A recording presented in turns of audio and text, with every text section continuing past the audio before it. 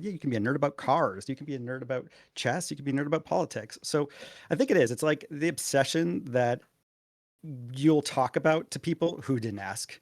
And then they're very willing to say, this conversation is one of the few conversations I've had about dice that someone else has consented to, so Keep it nerdy. Keep it nerdy. Keep it real nerdy. Nerdpreneur, you know I love my work. Life's a game, so I'ma take my turn. Nerds deserve to put their passion first. Let them rap a verse so they can all be heard. Yeah, my nerdy passion basically is drawing. Correct. I'm a breeder of tarantulas, importing tarantulas and some other critters. I am a harpist. I do mainly Celtic harp, video game songs, songs from nerdy TV shows. Obviously, I'm big on Star Trek. It is creature design, fantastical biological creations out of watercolor. We are dice retailers. Nerdpreneur, you know I love my work. Life's a game, so I'ma take my turn. Nerds deserve to put their passion first, so let them rap a verse so they can all be heard. Welcome to Nerdpreneur, where we have fun conversations with people making money from their nerdy passion. I'm joined, as always, by my co-host, Frank. Hello. And today we have a very special guest, Anthony from Aether Objects. Welcome to Nerdpreneur. thank you for having me. So, Anthony, what is your nerdy passion? All right, we're just going to jump right in. My nerdy passion is making or hand making polyhedral dice for tabletop role-playing games. That's awesome. And when you say hand making, like out of what? What are you making? Are you carving them? Mine, plastics or... mine are made out of resin. So resin cast dice versus acrylic or glass, metal. Other makers do things like that. Mine are resin. Well, I've never made a dice before, but I have bought a lot of them. Let's put it that way. I feel like the market for dice has grown in the last little while, especially with the advent of all of the people playing Dungeons and Dragons, and even the image of the D20 is now just found all over the place. When did you get into this business, and when did you start making dice? So I got into this just what would have been March 2022, and yep, and then I launched Congrats the on your business. 1 year. Right. Man. That's awesome. Well, that was just like when I got started. When I actually launched the business and made it open to the public, that was in October. So in that sense, I'm about 6 months into it. But yeah. Yeah. No, we get that. I mean, for us, it was very much the same. It was, okay, let's make sure that we've got our bases covered, get the name here and there and the handles and the website.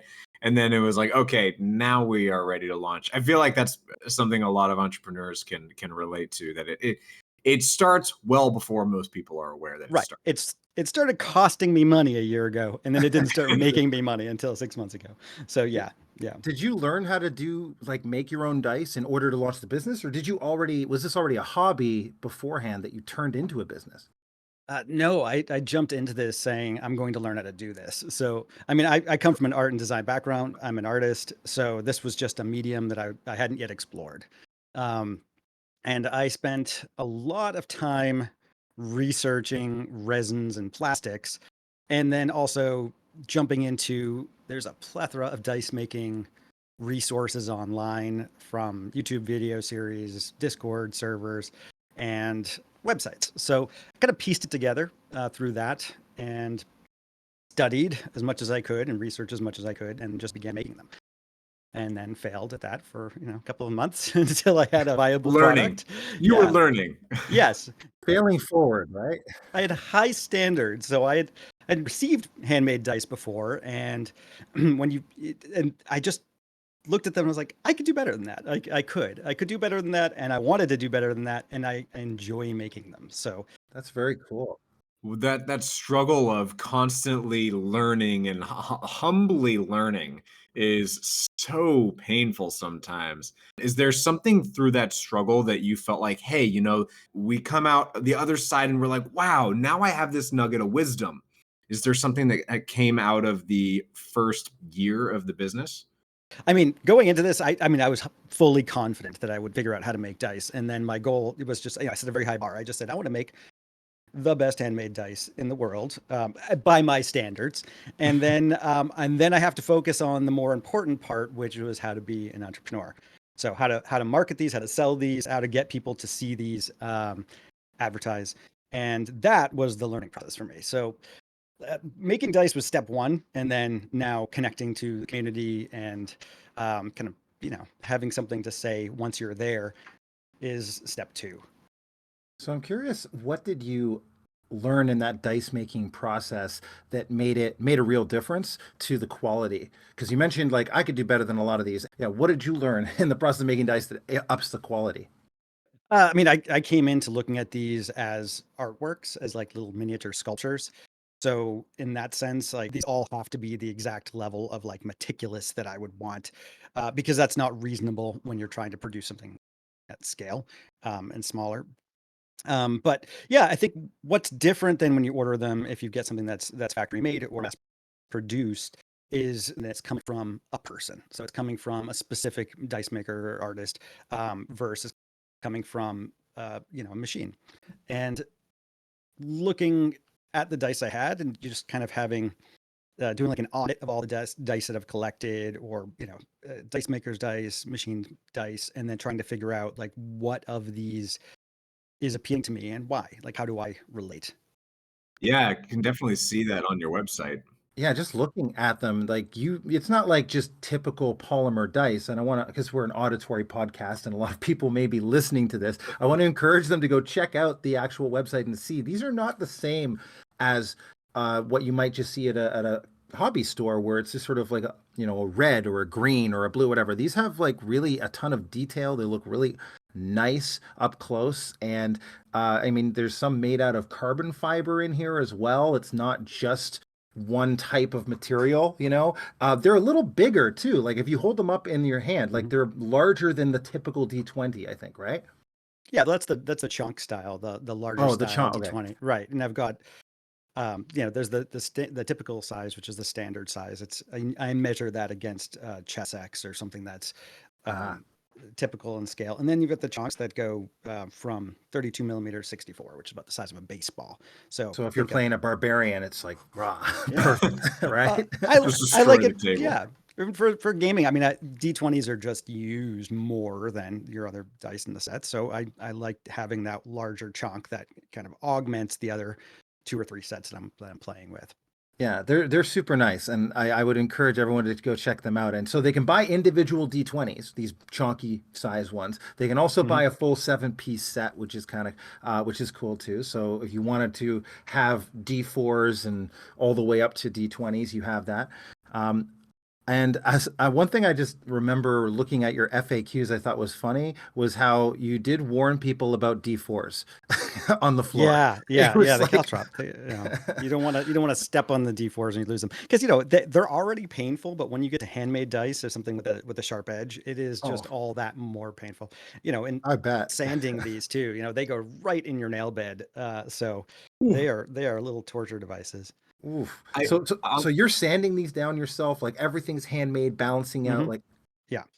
Wow. How long does it take for you to typically complete a D&D set? It really depends. I mean, like there's so many steps. I mean, you could say a year, but just from the learning and the making. But basically, you can break down making dice, starting off with your masters. So you start off by creating the masters, and for that, it's a 3D printer. So a resin 3D printer that generates the prototype that you'll start with, and then you go from that, and then you create tin cure molds, which are using a special type of silicone that works with 3D printed dice or 3D printed objects. And then from there, you cast those with resin, take those out, and then sand those, polish those, and then make silicone with platinum cure silicone molds. And then from there, you can mass produce them from those molds and then make more as needed. But once you've got it, an individual set isn't really that time consuming. It's mainly the time it takes for the resin to cure. And then from there, once they pop out, it's polishing them, sanding the tops of them, polishing them, and then painting. And painting is where it all just takes forever. That's the podcast right there. Like the podcast is the painting the sets.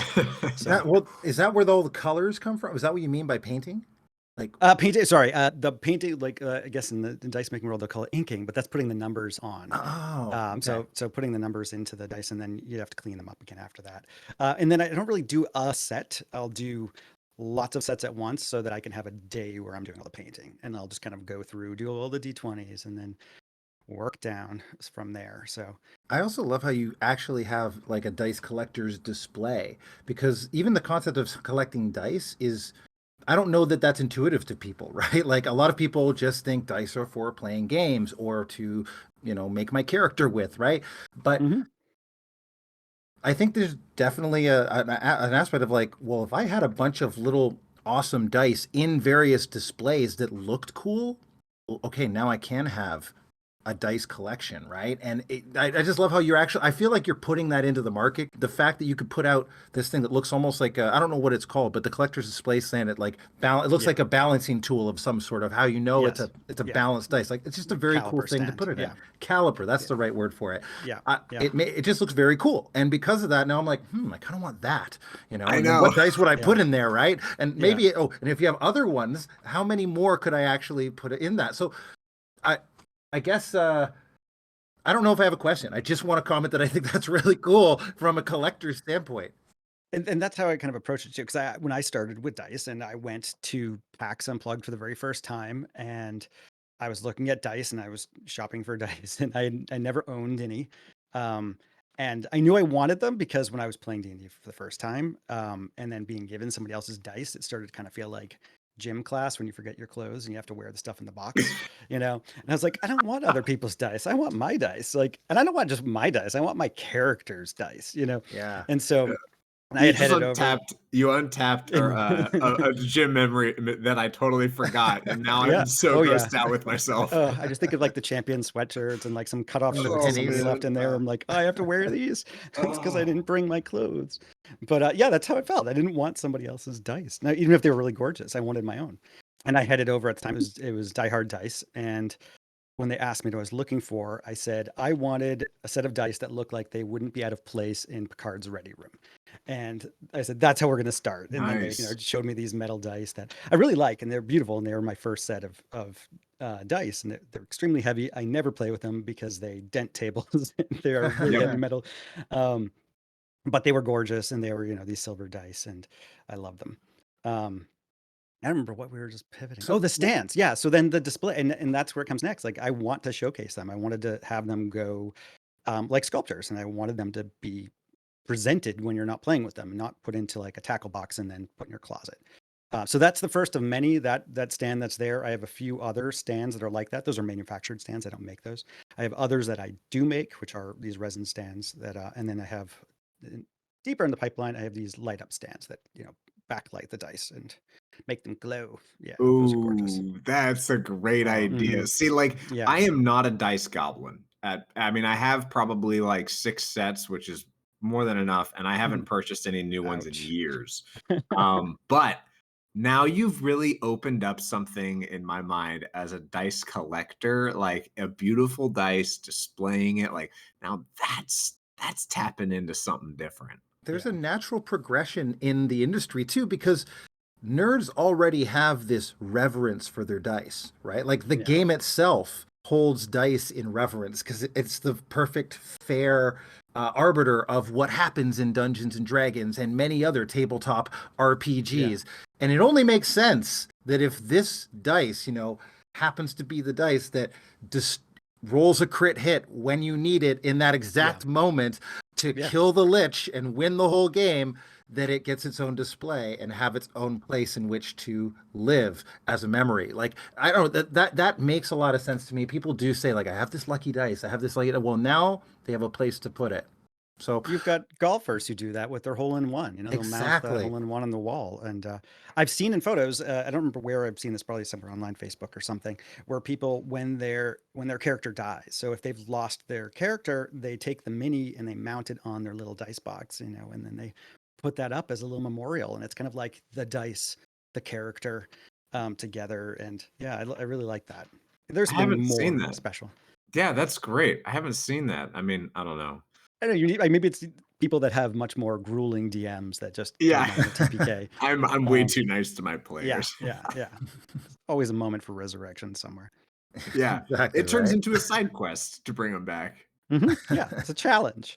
So I'm curious if you, well, it sounds to me like you make dice for yourself. Like you really enjoy this as a designer I and do. an artist, right? Yeah. Like, where does that come from? Have you always been a designer? Did you just go to school or discover that somewhere? Where does that passion come from? Yeah, I mean, I'm an artist. I studied fine arts, BFA in painting, though I very rarely paint. And then I have a master's in new artistic strategies.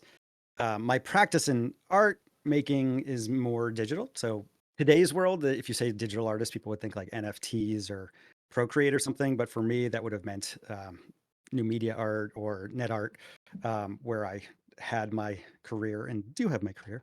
And then from there, so as a professional artist, making things. And then I was a professor for over a decade teaching graphic design. So I've taught a lot of people how to do things. And then I really missed making things. And that's something that during the pandemic, I wanted to go back to my practice, to making artwork. But also, I was really interested in seeing if I could have a viable career path where I'm producing something that's commercial, as opposed to something for exhibition. So I'm curious, like, do you get commissions and do you do commissions for people with dice? I do. So what you see on the website are one-offs, sometimes series, things that I'm putting into production that are always available. And then I do commissions for people that would want something custom. So it's sometimes it's along the lines of things I've already made, specific colors, and then other times it's entirely themed around something like I don't know, a reunion of a D&D party that's been playing for decades or something. So that does happen, and that stuff I don't have those showcased on the site, but I do have some that will be there as examples of the kind of commissions that I do. Like, if we wanted to put together a special nerdpreneur, NP. yeah, Yes. an NP one or something like that, if we got the Exactly. mold, and then for our, Right. high level patrons or something, that'd be kind of Yes. cool. And then from there, it's like there's like the setup cost, and then it's just always available because that's already something that exists, and then the molds are already in production. Exactly. But yeah, there's more like involved in fun things. So if I've got one that I'm doing, that's, I don't know if you're familiar with this line. I had a series of dice that I did that were embedded with cassette tape. So it's cassettes Oh, Whoa. that have been disassembled. You can see them in the design vault on the site. They were very they took a lot of time to make them, and they had a high failure rate for me. Like I didn't like seeing a single bubble of air inside of them. And if you've got a whole, spaghetti mess of cassette tape inside of a die, it traps air. So those Wow. were a labor of love. I loved making them.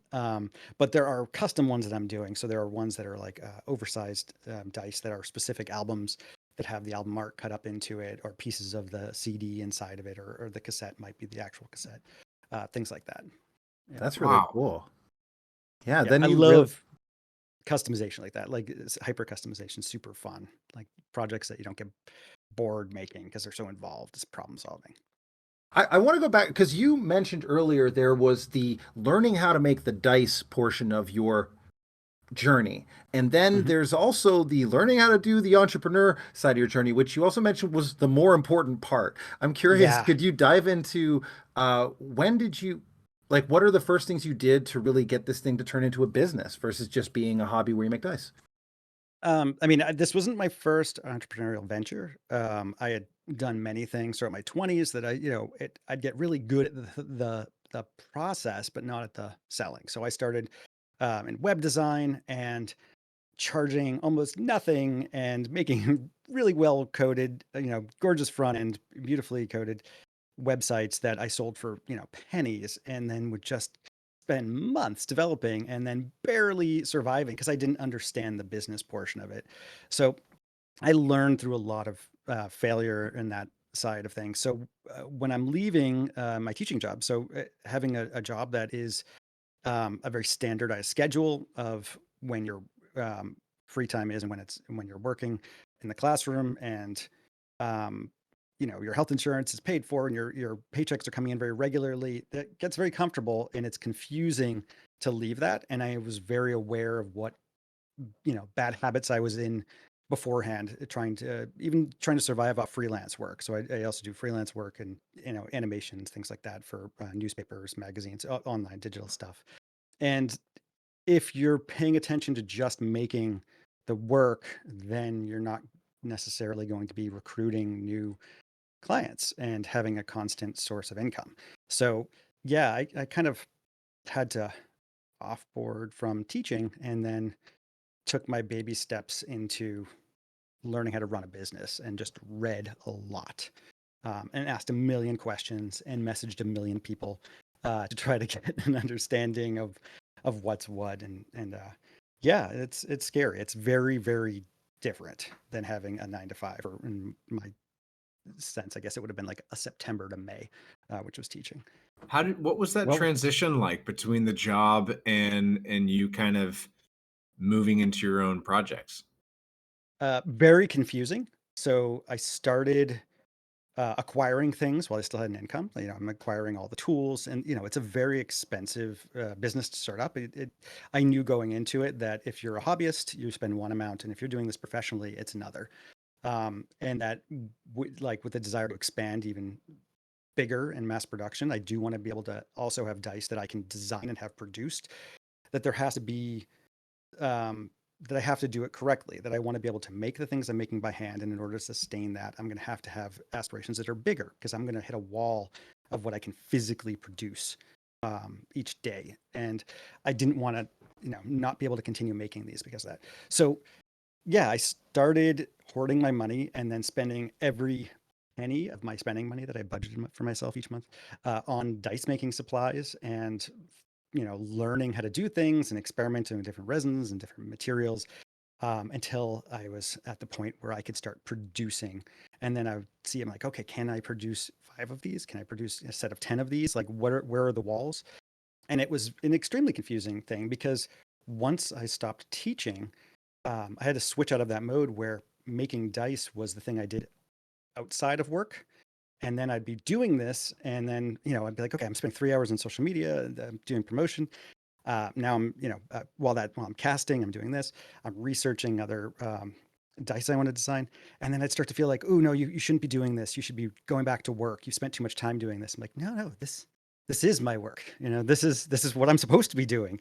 And it was very hard to let go and have like that carte blanche. Like, no, making these dice is the thing you're supposed to be doing. That's okay. Reading these marketing books, that's what you're supposed to be doing right now. It's okay. Um, and yeah, research was huge into this, and that comes from like the academia background. But I love research. Like, I'm very passionate about the topics I'm passionate about, and I loved researching this, and then having a component to it, which was like viability. Like, this is a commercial product. It's different than an artwork. I have to continue to produce it, and it has to provide an income. So the business side of things, I knew very little about, and that's where I had, once I was still teaching while I was learning how to do this. And then once teaching ended, then it was like, all right, business, business, business. Let's professionalize this. What were some of the best books that made the difference for you as an entrepreneur? You mentioned a couple times now reading a lot. I'd love to get a Yeah, couple book recommendations from you. I can get them. I don't have anything memorized. I have a pile of them. I'm ridiculous. Actually, it helps me go to sleep at night. It's just like having a pile of books next to me, because I fall asleep reading them, and then you have like bizarre marketing dreams or something. But like they're the fun ones that are more like blogs, or blogs or podcast as book. You've got like Seth Godin and people like this. Hmm. But then, yeah, specific ones, I focused on the niche. Like, I really wanted to say, okay, it's an art and, or a craft based business, a little bit different than somebody who's trying to scale up and get, like angel investors and things like that. I'm trying to make a craft profession, and what are the walls with that? So I mirrored books you'd find at like woodworking, if you're doing like fine jewelry and things like this.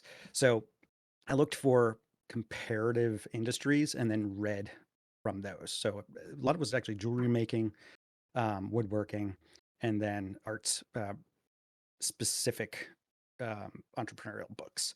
And I would just, I mean, I know nothing from, about any of this industry, and that like marketing is its entire industry to itself. So some of those books are really too broad, or sometimes they're too focused on being a marketing person for a company, which is a little bit different than if you're running it on your own. Right. So a lot of returns as well, but I can put together a list. I can just go and grab that pile from the bedroom and then bring Well, it maybe down. maybe we'll put that in the show notes for Yeah. people and see if we can throw that out for Yeah. people. Did you did you ever read the book Launch by Jeff Walker? I'm just Mm-mm, curious. No? I don't Okay. know it. It's a good one if anyone's looking for a book just that is like I'm a solopreneur trying to figure out how to do this on my Yeah. own from the pure marketing side. It's Hmm. a really good one and one of the best books on like launching something, whether it be a physical product, an online product, or anything else. Actually, it's a good one to read and it's not hard Good to to read know. either. Yeah, yeah. So that's my little plug for for a book specific.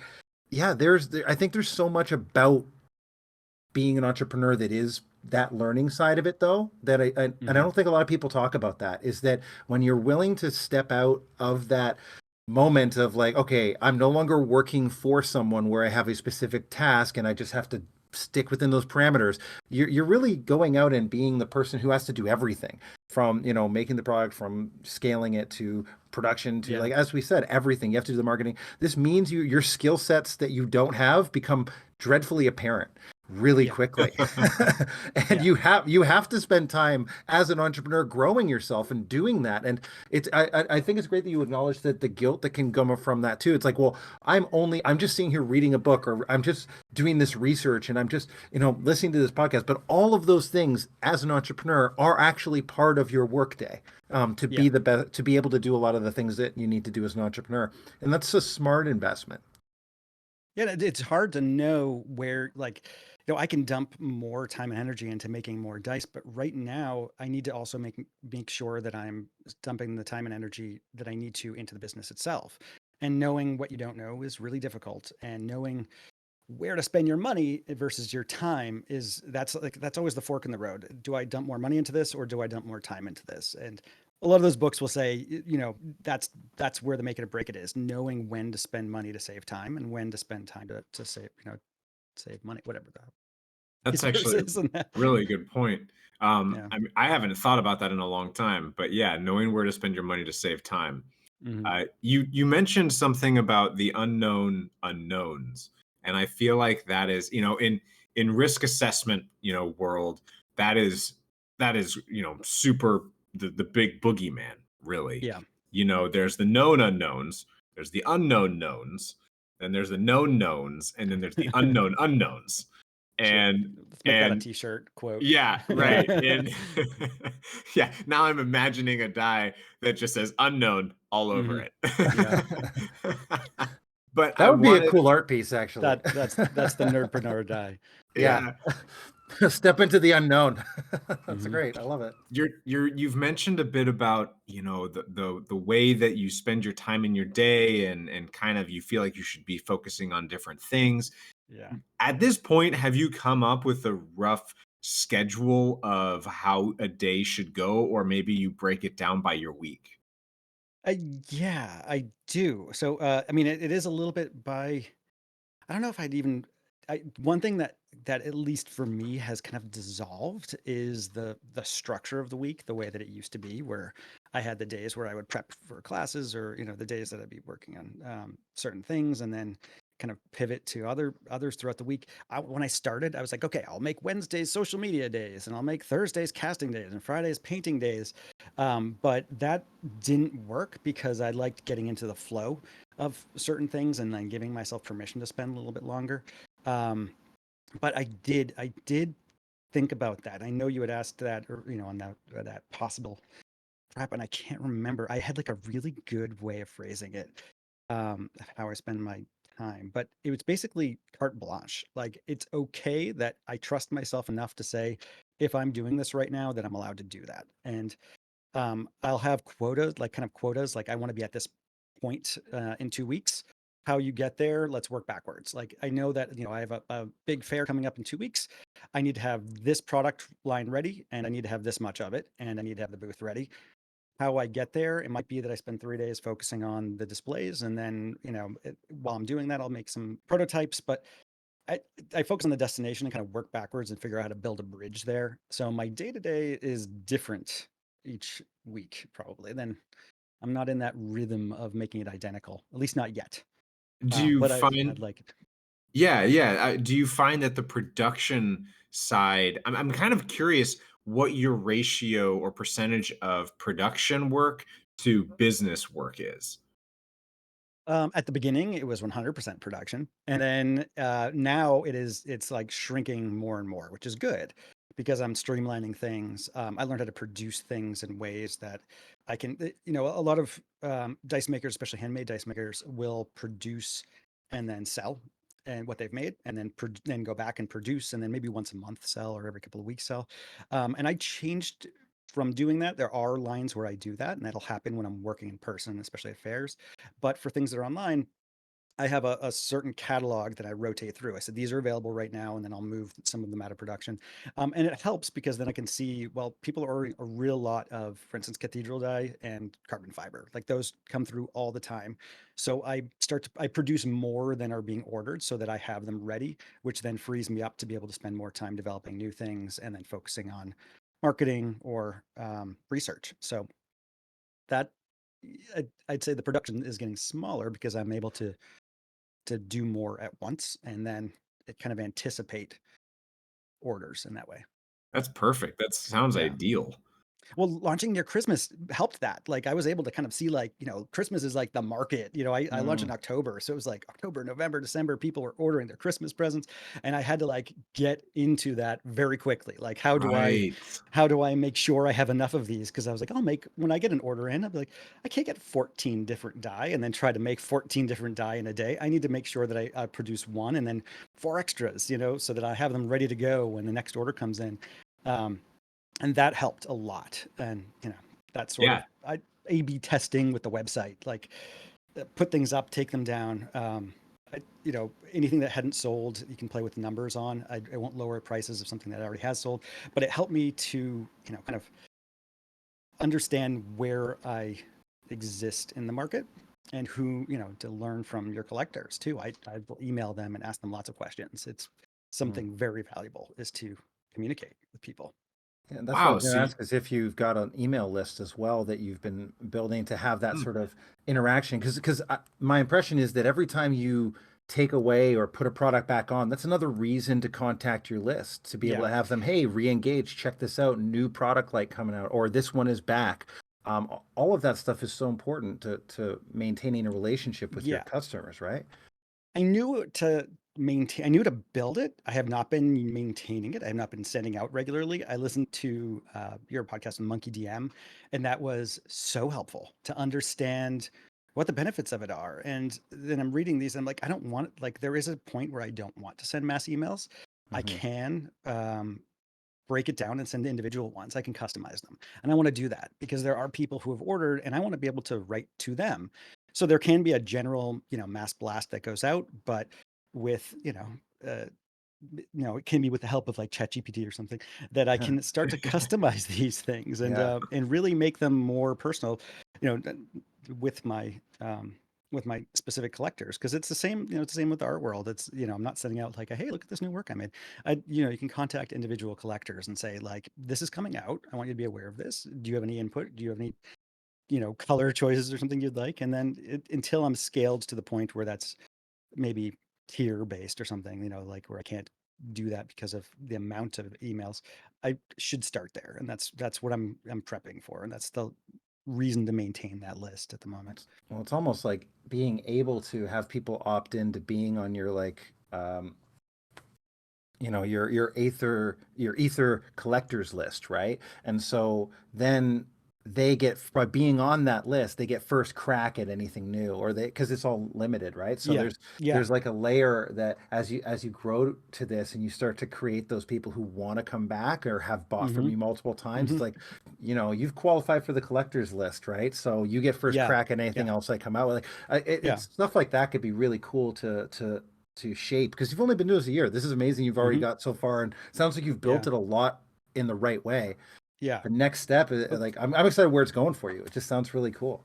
Yeah. And then it's weird. I had, because when you launch, that every minute that goes by after you launch and the sale hasn't happened yet, it's just like, wow, this was for nothing. Like, what have I done? Well, what Um, was it like that first sale? It's got to be crazy. it was 3 days. It was 3 days, and I was doing heavy promotion everywhere. You don't know where to promote yet. Mm. Um, and then it was like all at once, and it was just the floodgates opened. I was like, okay, it's okay. Like, this prep and planning has paid off, and I was lucky in that sense. But it didn't happen when I first started off doing web design. Like, I didn't know where to put my time and energy. And then it's fun because then I'll do a launch, and especially I really loved it when I'll have these like timed launches. I'm with the website, you say, oh, launch these products at 6 o'clock on Saturday, and then seeing it like 6:01. It's like sold. It's like, oh, good. That's the right way. That's the right amount. And now I've learned from the production of how to do this right, because it is different too. It's not mass produced, so everything is going to be limited because I can only produce so many. Even if someone's ordering just the same thing over and over again, I can only produce so many, and so it has that commodity value Well, to it. And and people have to yeah, act now, right? Like at 6:01, you should buy yeah, because there may only be 5 left, right? yeah, Legit. Or yeah, there may only be 10 in total production, right? So yeah, that intentional scarcity with a dedicated audience, I could see yeah. really being cool and bringing some level of predictability to the process, Right. And it's which, authentic. It's not like, I really hate false yeah, scarcity. And a lot of, not a lot of dice makers, but there are major companies that do this when they yeah. create that false scarcity, and they're like, I'll never produce this again until next month when I release it with yellow numbers. It's like, Yeah. well, come on, you just tricked people and they don't feel good about it. And I want people to know that they got something meaningful, and that, I'm obsessed with making these, and I want them, people who are obsessed with collecting them, to get them. And yeah, it's a funny, weird world. That's where your artistry comes in, I think. I mean, one of the questions I've really been wanting, waiting for the right time to ask is about how you very much appreciate handmade things, it seems. And so much to the point that you are making a business around that, and you have, and your passion shines through. What is it about, and the other layer of this is that, being the artist that you are, you want to make sure that other people know that what they have is a piece of art in their hands, and it's Yeah, not just going to be returned next month in yellow. that's right. um and so what is it about handmade that you feel so passionate about? Um, I mean, that is a larger question that falls into my arts practice as well, because especially when we're making digital work, it was all about having the artist's hand become visible in some way. Um, and I think it's one of those things that presents itself before you know that it's happening. It's already happening, and that I was doing a lot of work that were based on screen recordings of me producing work, things like that. So rather than making something in Adobe, I had artworks that are based on screen recordings of me using Adobe. Which, outside of my audience right now, I know that might sound weird, but that was a very important work of mine. It's a very important work. It had a large museum circuit that I went on. But and then with that, I became more interested in it. I have like some of the earlier viral works I did. Like, I have this microchip in my hand. That's an NFC chip that I use to literally distribute my artwork using my hands to people's phones. And then with the dice, I want it to be that it's, there's a world where, it's like designed by Apple, made in China. That, you can design it and then have it be produced, and that's still your hand, and that is valid. And that's kind of how I feel about digital work to some degree. And then with this, it's much more craft. And I think that, yeah, that came from, um, that's personal, that's internal. There's not a way to kind of explain that, like why I love painting, even though, a painting can only be seen by a finite number of people. And if I'm making an animated GIF, it can have like a billion viewers like in a month. But with a painting, it's like, how many people can physically see this in the course of its existence?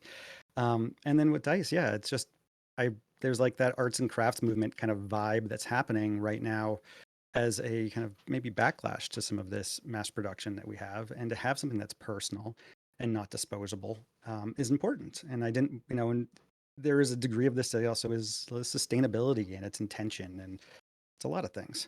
Yeah. Did you say Yeah. you had a microchip in your hand that you used to distribute your art? Like we can't blow Yeah, over you can- that Yeah, over that without dig asking. back to that. yeah, you can. I mean, off the. You can always you can type it in my name into Google, and then you will find videos and press about it. You know, it basically it's an animated GIF that's stored on an NFC chip that is embedded in between my index finger and thumb, and then I'd also use that as a kind of a curatorial space for other digital artists to send me their work, and I would commission works and put them on my chip and then distribute them, and people can tap their phone to it and then pull it up. That's Which crazy. is the same That's technology so that I cool. use in my certificates now, so that when you get a certificate, it's a very similar technology, except for you're not downloading it from my hand. But that's why I'd like to put them in the dice. It's a little bit Yeah. safer. Yeah. Okay, How so does- we don't want people knowing that you have a chip that is authenticating your work in your hand. Well, I mean, yeah. I mean, like you can pull it up on if you meet me, but it's just it was also a means of saying like this is something that you cannot access, even though it's digital. You cannot access it unless you are, directly in front of me. So, it's different than something that's like, like that a you can QR pull code. up. Yeah, Yeah, like a QR code or something like that. totally. Right. That's what's on it right now. It's my favicon. That's my awesome. That's like website. And you can pull up that- some of the older works too. Yeah. well, I don't know. That's just very cool to me. The idea of merging the art with the delivery of the art itself actually being interesting. Yeah. Where do you get your inspiration and ideas from? Is it just kind of pop into your head, or do you do stuff to be consistently inspired? Dialogue. It's all through. It's communication. So I'm not as interested in someone who's maybe producing work that's introspective, that's only meant for them. It's very important for me to be in dialogue with other people, and having a product is very similar to that. So you've got your collectors and you've got your makers, things like that. But it's not about that. It's feedback. There is a feedback that comes with it, and I don't know. We're talking about inspiration in general, Yeah. or I guess, yeah. Like well, the difference between you and say a regular dice manufacturer is you are delivering on things that are inspired to you, and that authenticity, I think, is one of the reasons why you've grown and obviously created some real success here. And I'm curious because as an artist, inspiration consistently needs to be lit, right? Or consistently, it's Right. like bathing. You need to Right. do it daily, right? Like Right. it's sort of one of Throughout those the things where, entire process. yeah, and that what are some keys for that you have? Yeah, and that is it. It is feedback, and it's part of when I was doing my master's thesis on this. It's like you could produce an entire exhibition and then have an opening, and then there's it's a well-known thing that after an exhibition that an artist will become depressed. Like they put all this time and energy into this thing, and it's just it happened. It's over, and even if the work is bought, it's over.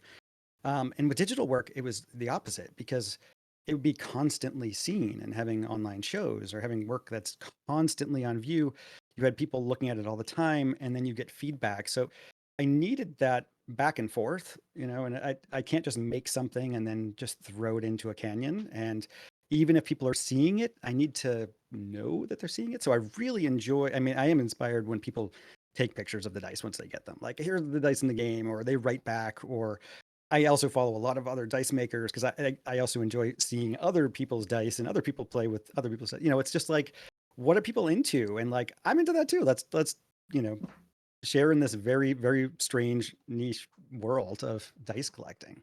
So how does social media really sit in with that? Like, it sounds to me like it's been a real benefit for you as an artist to have that direct line of communication with your audience through various mediums like Facebook and Instagram and Twitter and all these different places. Yeah. So, I mean, it helped a lot. First, you have to find them because you have to meet people where they are. And, I was spending, the way that I approached artwork was very different because if I wanted people to see it, I would go to somewhere, right now it'd be to go to TikTok or something and millions of views.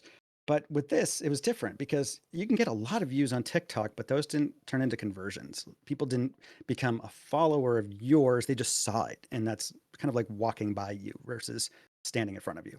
So I had to figure out where the dice collectors were and where people are talking about this. And oddly, it ended up being places that I didn't expect, like Reddit and Google, as opposed to, TikTok or in Twitter, where I would think to go, and then Facebook, and the smaller communities. But yeah, I mean, and I love reading their messages, and I love reading the dice discords that exist, because it's such a weird thing. I remember just writing at like 4 a.m. once, and I was like, isn't it nuts that we're all here at 4 a.m. just talking about dice?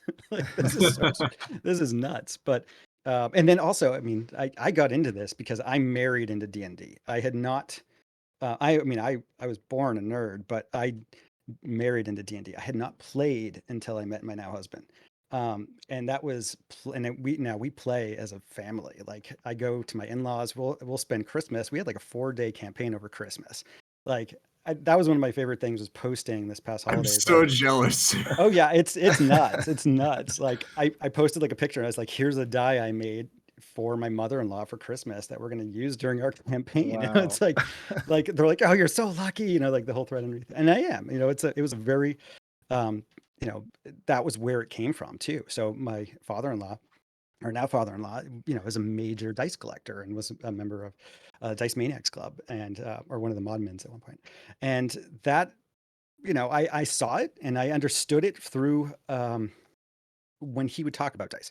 Because at this point I knew nothing. I didn't even know them apart, when I'm playing TD. I'm like, which one's this again? And he printed up this little poster like thing. He's like, here they are. And he would talk about dice, and he talked about them the same way that, and I'm going to overlap worlds in a way that the arts world probably won't agree, but yeah, the same way that curators and collectors would talk about artworks. He would talk about the intricate, artwork inside the dice that he was looking at. And he's like, oh yeah, I collect these ones because of this quality. And like, that really connected something for me to say, wow, this is identical, and I can walk in this world without feeling like an imposter, because this is similar to what I already know, and I just need to learn this world. And the dice world is a very strange world, but I love it. Yeah.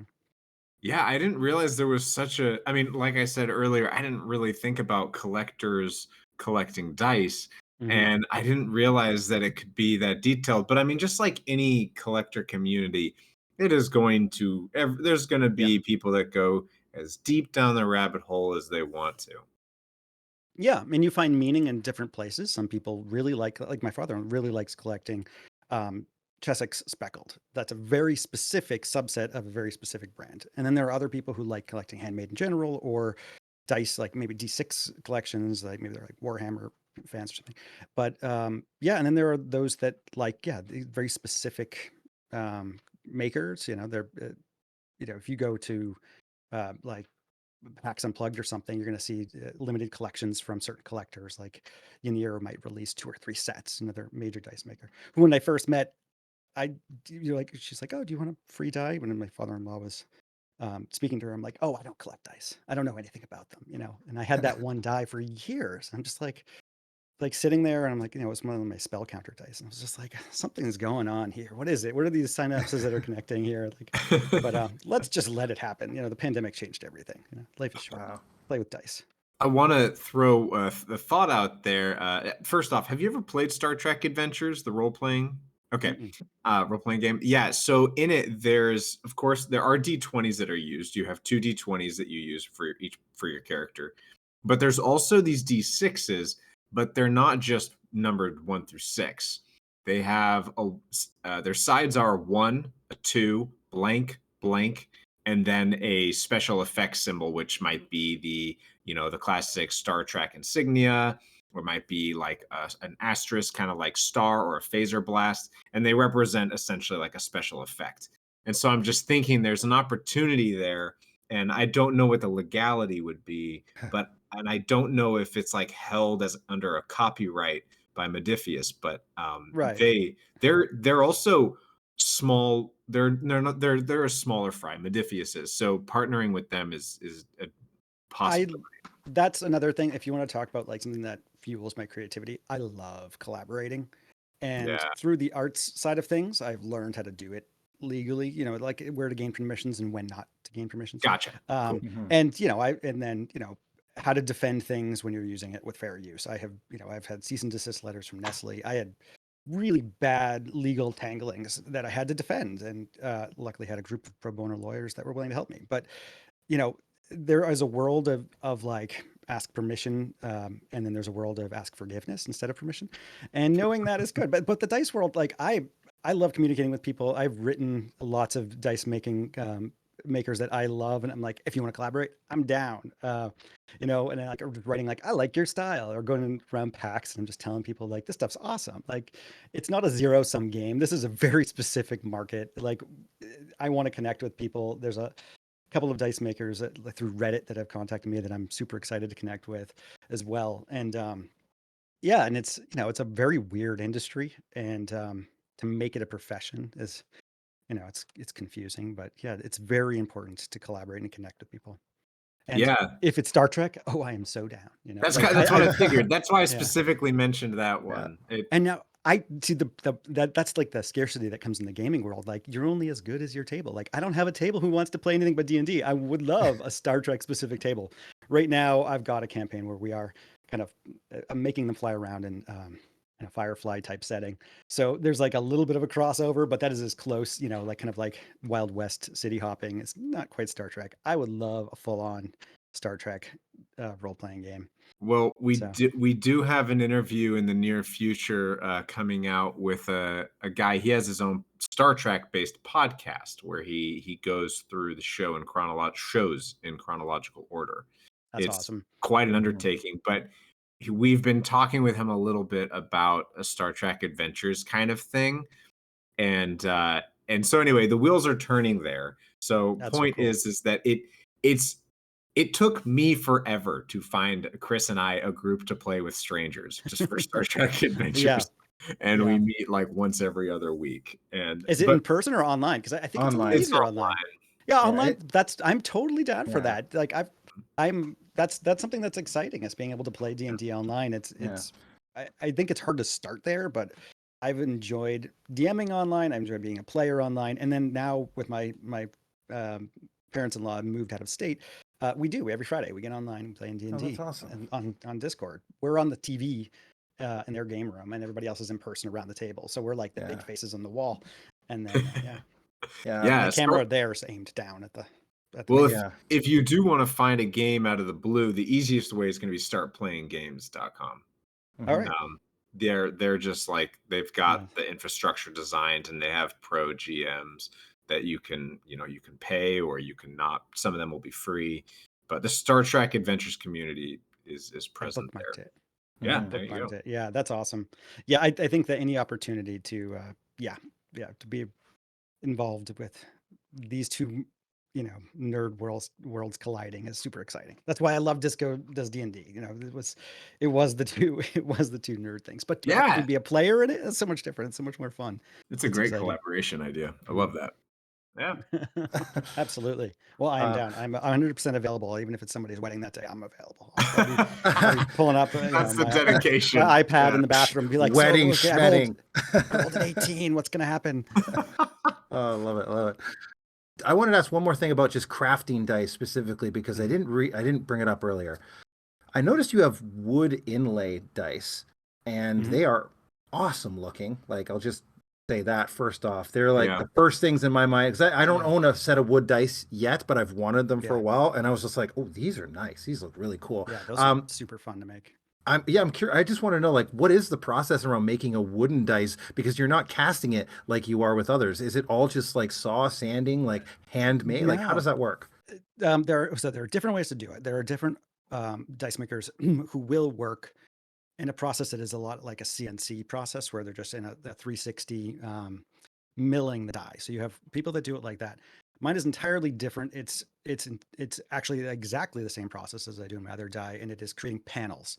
So those are panels. So it's not a solid core of wood, and then that way you don't have the ends, the end grain. It's entirely the surface grain of it.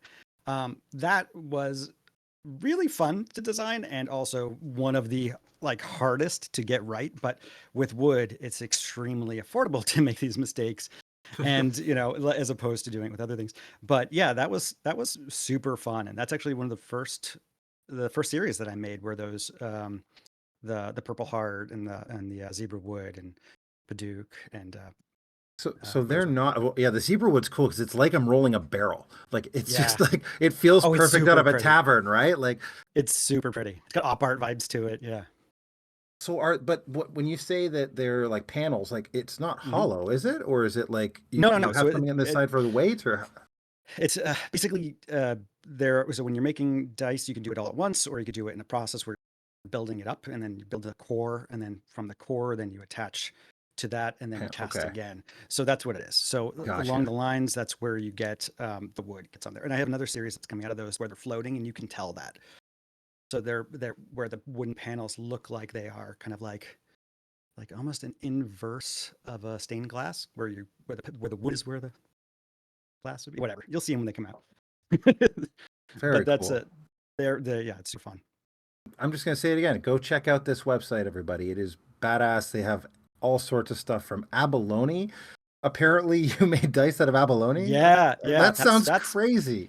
it is, and I'll tell something. This might turn off some people, but like when I'm cutting that, it smells a lot like burning teeth because it's calcium. You know, it's I was gonna say like that's Yeah, real right. bone almost, right? yeah. It is. It's the inside of a shell, and yeah, that is very unforgiving, but it's fun, and that is also a very big seller. So yeah, I love working with the abalone, and I do want to make them as a 7-piece set, but it is a lot of meticulous cutting and very small sizes, so it'd have to be a larger size. It doesn't translate as well even visually to the smaller scale, but it can, and there will be ones that come out. Yeah. I mean, I'm really excited to continue to see what else you create. I mean, these designs alone are just like, oh my gosh, I could continue to look at these for a while. And Yeah, then if the you're going to cathedral continue dice to are create so more. intricate. Yeah. Like, oh, so Yeah. cool. Yeah. And I only like the ones that I can do more than once. Like I've got some really gorgeous prototypes that are like super special, but I can't find a way to make like 5 of them. And I don't want to, and I don't know. There's somehow that should make it more special, but it actually makes it less special for me. Like I want these to be Mm. something that I can produce enough that people can have them, and not just like, oh look, so and so got it. But there's a Yeah. world of that. Well, I will say, at least in the Magic the Gathering world, by the way, did you ever play? Hmm. Hmm. Okay. So I only learned at cons. Like I literally learned in the okay. downtime Well, from the starter decks, and then got into it a bit more after. you may know that in the collector world of Magic the Gathering, there are people that intentionally gather the flawed cards, and they will pay handsomely for cards that maybe don't have the art but show a white back. So the Yeah. back of the card, and then people will pay for miscuts. You Mhm. know, that's not a huge amount unless it's a valuable card that was miscut. And it's not really that big of a deal, but lots of people, when they get Mhm. these miscuts, they're like, "Hey, Wizards, I want like a Yeah. replacement." And Yeah. so whereas you really should hold on to them and sell those online. So what I'm saying Like a is that coin some collectors just as well. Oh, Yeah, yeah. the misprints. Totally. Yeah. Yeah, so I'm just thinking about how, there is that community that would be like, "Oh my gosh, this is a thing that can't be done again." And Yeah. maybe there was something about it that wasn't meant to be done in the first place. And there's like, "Oh, the number's upside down. Oh my Right. gosh, like there's a flaw there that Yeah. means so much more." Yeah. Well, I have them all. I mean, it's ridiculous the amount of fails you get. I keep thinking, what can I make these out of? And if you've seen right now, like you've got like the UDXC ball, like the giant basketball size die filled with other die. Like there's all sorts of things you can do with it. Ooh, yeah. But yeah. But I have all Yeah. my B sides or my rejected line of dice. Well, yeah, Yeah. hold on to those. There's people that might want those. That could give a decent chunk of change. Yeah. Well, and I think there's so much to the idea of like, this is one of the ideas we were talking about, but like the idea of an epic magic item that is kind of created for a community, Yeah. right? Yeah. And so the idea of like, okay, well, what kind of dice would say Nerdpreneur make for their community? And there's only one, Right. and it's like you can win this epic magic item. And it Yeah. can be one of those things that you do as a giveaway, for example. It Oh, could yeah. be really interesting to partner up to help both Oh, yeah. parties grow. Well, I'll do another name drop. So one of my brother-in-law, who's all in the family of the D&D players, he's a writer for GUI Cube. He writes campaigns, and I've talked to him. I'm like, hey, I would like to release special dice that go along with a magic item. Let's draw something up together. So I do have that in the pipeline, and I Yeah. mean, I know we were talking about something more specific, but like that is kind of where they go. Like, what can these pair with? Like, Yeah. these are think of them as little bottles of wine or something. Like, what can we pair this with? Totally. Yeah, And and I mean, what Chris was saying, I just want to add on it that doing something like this with you, it would be super cool because it's a chance to also find a cause that maybe is important to the artist Yeah. yourself, Yeah. and then that money that is raised through this Yeah. raffle of this epic item is then like, there's awareness and there's money going to an important cause. Yeah. And I do, I mean, like that is like one of the things when I started, I don't know where I read one of the books I read saying like you need to establish what your values are and what your, I don't know what you'd call it, like your on your brand or your brand story or something like that. But and it was very important for me to have like where do I stand with AI? Where do I stand with sustainability and like what type of woods am I going to use and like do they come from rainforests? No. And then also in giving back, like where do I want to give back and where can I do that economically so that I can afford to keep making dice and also support causes I care about. So when I donate dice to um, organizations. Anybody that's a nonprofit, you can get in touch with me if you're a nonprofit that works with diversity and inclusion in gaming. I've got a big series I'm sending out to tabletop gamers that they're going to raffle off, and then local Nice. charities here that also work with D&D and inclusivity. So it's exciting, and that's somewhere like I'm not at the point where I can write $20,000 checks to the organizations that I love, but I am at the point where I can send, not $20,000 worth of dice, but like, I can send dice of value to places that can help to raffle them off. And that is another one of those like inspiration feedbacks, like that I can get energy from being able to produce things that are for something. I love that. Yeah, the full circle, Yeah. of contributing to some group. Yeah. hmm Um, Especially if you care about it. I Yeah. like that you quote Deckard on your site about AI image generator Yeah. stance. Like I just like that. Yeah. It's like replicants are like any other machine. I mean, They're either a yeah. benefit or a hazard. Like I don't know, it was just Yes. I appreciate that reference, and also that Yeah. you actually decided to make a stance on that too. Yeah. Human creative Yeah. created art is I know it's all up in there legally in many ways, and there's lots of people Yeah. on both sides of different arguments, but I will just say that anytime I look at an AI generated something, that I'm not curious about what the human put in to get that. You know, Yeah. to me, it's still about the human element whenever I am looking at something like that, because I don't, the feeling I get from it is really not, it doesn't feel real because I know it was created by an AI as opposed to a person. And in some ways, I'm like, how did that person get the AI to do that? Like, that's what's The interesting. search results. Yeah. Yeah, A lot of AI art is just search results. exactly. Right. So, but yeah, it's super important in the sense. There's a whole segment of society now that's like, it's like, oh, I'm a professional search artist, right? Like there's people who are like, yeah. I'm good at making this AI to do stuff. Yeah. Which is Yeah. totally weird. It's a new emerging industry. But that's part of what I care about. It's like I really care about the human involvement of it and what people have contributed. And especially in the tabletop gaming world, you've got writers and illustrators and designers, and those are not the people that you should be replacing. That is the heart of this. So, yeah, it's very important for this because I wanted to incorporate NPC cards. That was one of my first ideas before I launched. It was like I wanted NPC cards to be designed by different artists, and I did not want a lot of AI generated work just slapped onto something and then sent out. It has no meaning or substance to it. I wanted it to be authentic and to reinforce the brand ideals. Love that. Before we go over to random rolls, I would like to know, what is your definition of a nerd? Oh, that's tricky. See, now I keep thinking of this like dichotomy of nerdy versus geeky, but we're just gonna get rid of that, right? So let's focus on the nerdy because it is, yeah, I think it's being passionate about something, an intellectual way, but in a way that also makes other people go, "You're a nerd."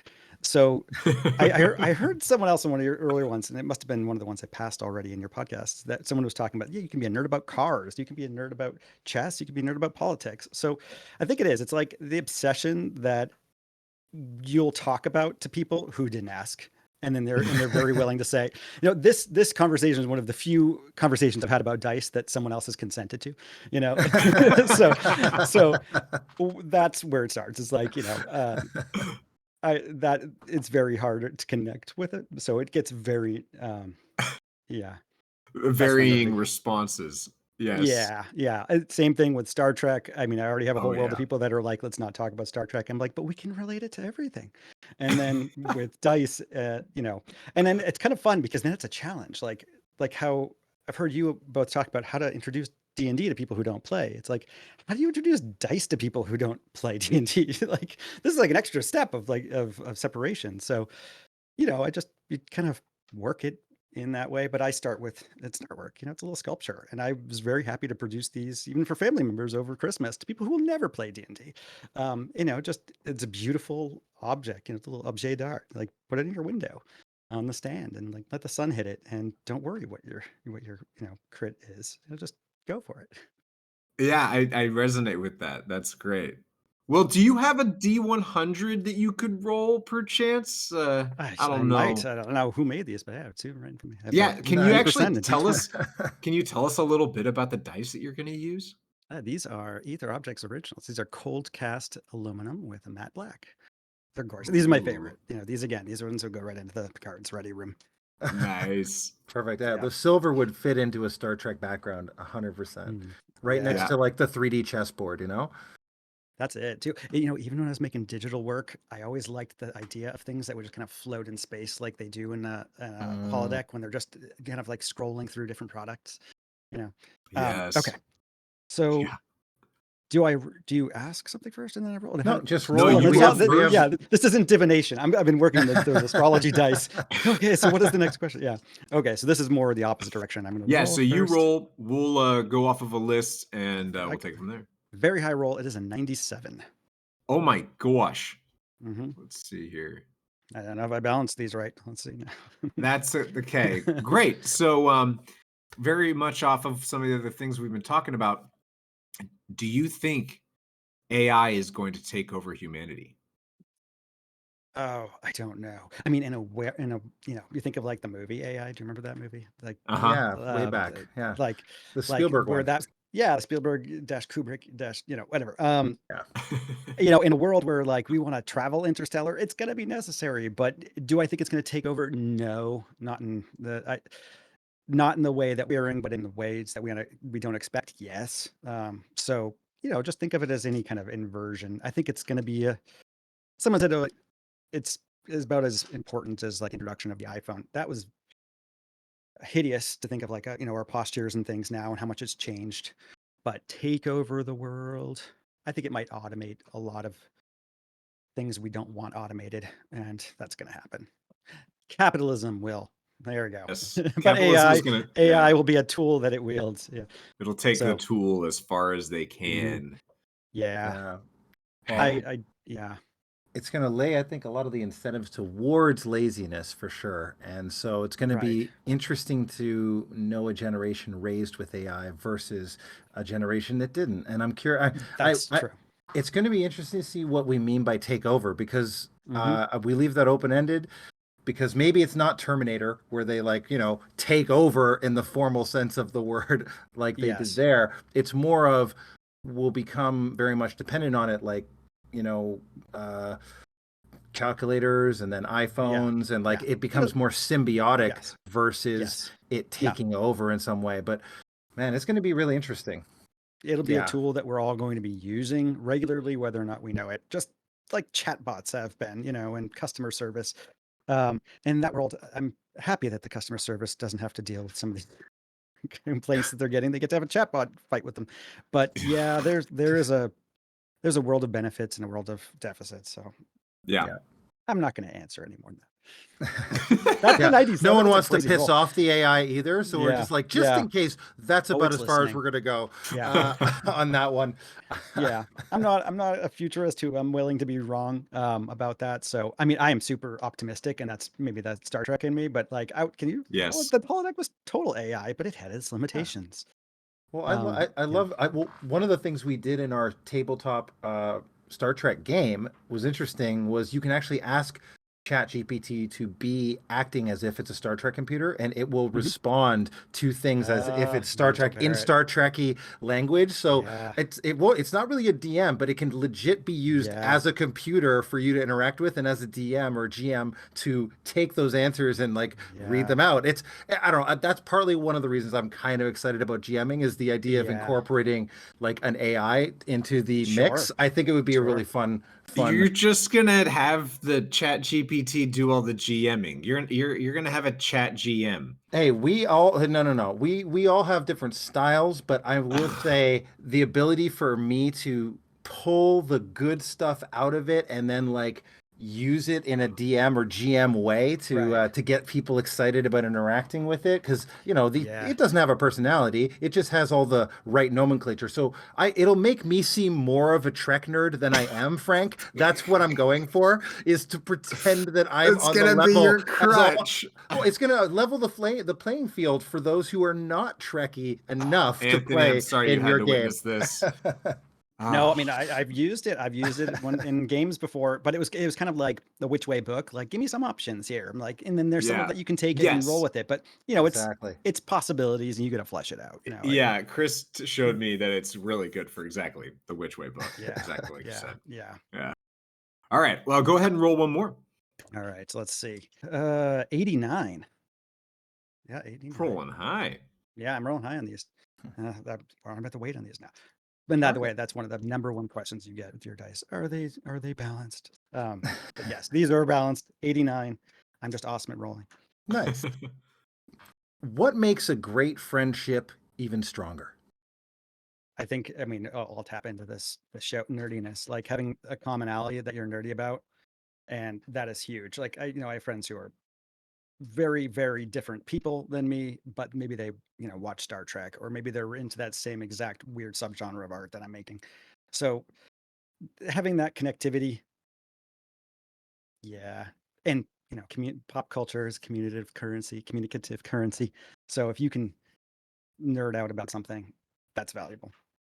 Totally. That crosses over, even in politics. Some of them have totally different politics, but if they have the same weird, thing that they're into, that you're into, that's helpful.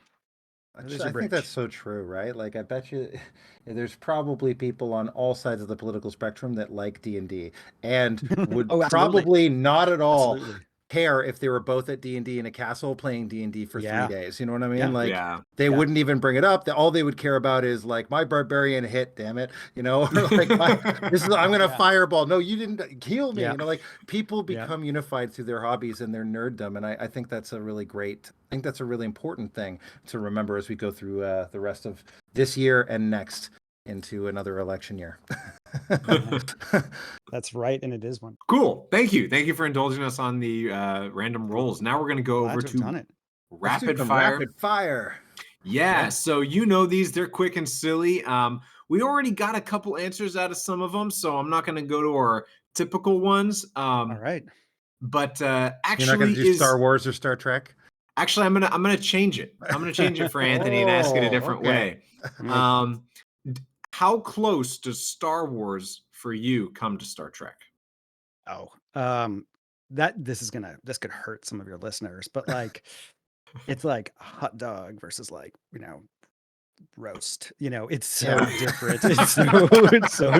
It's like, I like it, but it is not like, It has a time and place, but it's not for a discerning individual. Oh God. If I'm at a ball game, sure, right? Like, I'm hit right here with like Mandalorian, but there are other, but as far as like the universe, I'm ready to live in one of them, and the other one I'd be scared to live in. So there we go. Yes, great. Perfect.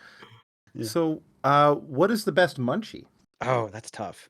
I'm a sweet person, so anything that's chocolate, like any like kind of Reese's peanut butter cup thing. But I guess it's context based. So if it's not, I don't think of chocolate as being munchy.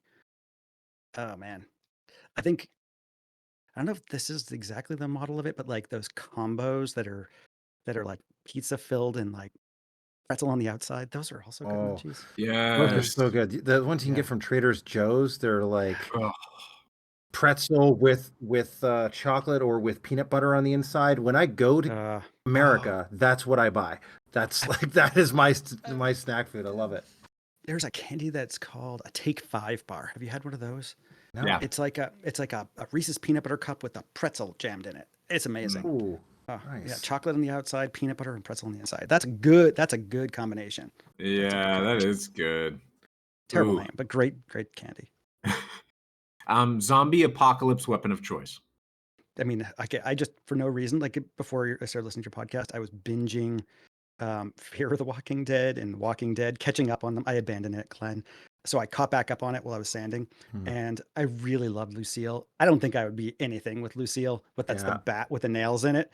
But it looked so effective in the show. In reality, probably just, I mean, it's got to be something that you're not going to get, run out of ammo with. But I'm probably not going to do well in the apocalypse. I'm going to have to get a lot of I'd have to network, during the apocalypse and get the people around me. But I mean, Lucille is just a beautiful cast member. It's just a bat with nails, just an oak bat. Anyway, It's a good visual. It's an iconic zombie apocalypse weapon. Yeah, totally. 100%. Yeah. What character would you cosplay at a Comic-Con? Man, I've never done cosplay, and that's nuts. Although, for our wedding, we got married at a Ren fair, and I was dressed in Victorian era. But it was more specific. It was not. I can probably show you a picture. I think I have one of my discs. There we go. It's like this. I love that. Oh, cool. But this is not. I think as far as cosplay, I mean, I really love the look of, the underbelly of society in sci-fi shows, like the rebels, or just when Rafi goes down to the planet and it's kind of just rough and but it's futuristic looking. So maybe in that world of it's almost cyberpunk. Yeah, cyberpunk, but way more fashionable, very fashionable. Romulan. I really love Romulan aesthetic. Gorgeous, just gorgeous. It's dark, but in a very enlightened way. It's beautiful. Yeah, it's like a gothic Roman, because I mean Romulans are very Roman inspired, but they went dark. Yeah, it's gorgeous. It's like evil Cersei. That's I love that vibe of the rebels of sci-fi kind of. Yeah. If you were to go to Hogwarts, what house do you think you would be put into? See, this was one of the ones I was dreading you would ask, because I'm not a Harry Potter fan, really, at all. And I've watched them. I don't remember the house. I know Slytherin exists. I've heard of Hufflepuff. I don't remember much of what anything means. But I will tell you that when I can't fall asleep, I always take those online personality tests. What TV character are you? What whatever. And I'd get Hermione. So I don't know what she is. Maybe that house. Is that a Gryffindor? Yeah. Okay, then that. Is that there? Yes. Yeah, that's all I can leave it at. Big heart typically is Gryffindor is all about heart and courage, typically. Oh, really? Doesn't sound. No, maybe not. I don't know. Well, as opposed to Ravenclaw's the brainiacs. Usually they're super studious. Hufflepuff is very much oh, everyone's a friend and we care for everything. And then Slytherin, I like those people, but I can't. Yeah. And Slytherin's we make the hard choices for the greater good. And they plan, get things done. But that was Snape. Is that the? Yes. Yeah. Okay. That's right. Yeah. He's great, a great actor. But I don't know where I'd fit in the Harry Potter world. I liked what's his name? Was it Hagrid? Hagrid, yeah. Hagrid. Yeah, Hagrid. Like that. I'll go that direction. Yeah. Definitely. Big friendly giant. I think that's the best way. Yeah. That's right. How many cats is too many cats? See, my husband told me not to answer this one. Yeah.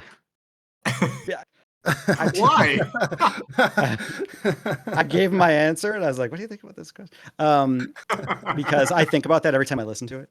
And here's my thinking. I don't have anything against cats. They are just like raccoons or squirrels. I just don't understand why you want them in your house. And I don't mind. I see them working. Cool. I had a family member who had a barn with horses and things like that. And the cats inside, they worked. They did things. They were outdoor. But get off my pillow, get off my keyboard. They're very entitled to space that they probably shouldn't be, in my opinion. Yes. They're cool, weird animals. I just, for me, I don't know. So so one is no more proper comments. humidity. It's fine. Like everybody's got a cat, everybody's got a cat, and their cat's different than every other cat. And if they want to convince me, they'll be like, "Oh, it's like a dog." I'm like, "Well, there you go. Okay, I like it now." But Grudge and start like I had to like a cat. I was like, "Well, all right." I'm in a scenario where this is a cool cat, and when he defends the cat in that episode where he's like, "She's a queen," I felt it. I was like, I understand. I care about this cat, And Spot, as much as I love Data, I didn't feel Spot. Spot felt like a chore. I felt like, Worf holding a prop. Yeah, it was. Spot was just a prop. Spot didn't. Yeah. There was no we didn't care as much.